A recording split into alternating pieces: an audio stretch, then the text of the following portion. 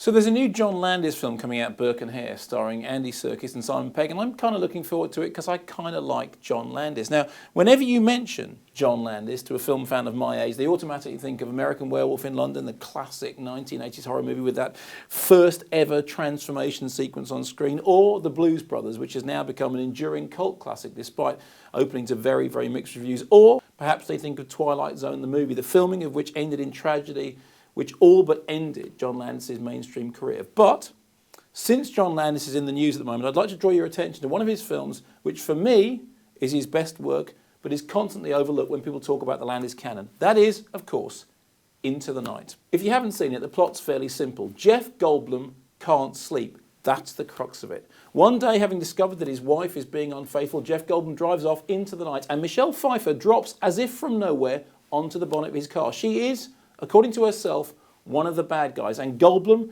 and Pfeiffer go off into the night and a world of adventure. It's a film in which Landis' tendency to pack the screen with cameos for once doesn't seem completely self-referential. We have a very short and excellent performance by David Bowie, and think how rare that is. We have, everywhere we look on the screen, directors that are nodding and winking towards the cine-literate audience, but most importantly, the centre of the drama, we have a believable relationship between Goldblum and Pfeiffer. When I first saw Into the Night in a cinema in Manchester, I saw it in an auditorium which was all but empty, and I was really genuinely surprised. Why wasn't the film finding an audience? Well, perhaps it was because it was one of 3 films with a similar theme around at that time. It was around the same time as Martin Scorsese's After Hours, most recently ripped off in the flimsy Steve Carell comedy Date Night.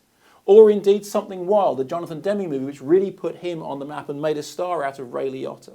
But for me, Into the Night has always lasted better than both those movies and is still the film that retains a special place in my heart. So, if you're going to see Burke and Hare, go. Let me know here on the blog what you think about it. But track down Into the Night. See Michelle Pfeiffer being great, Jeff Goldblum being greater, and David Bowie not being crap.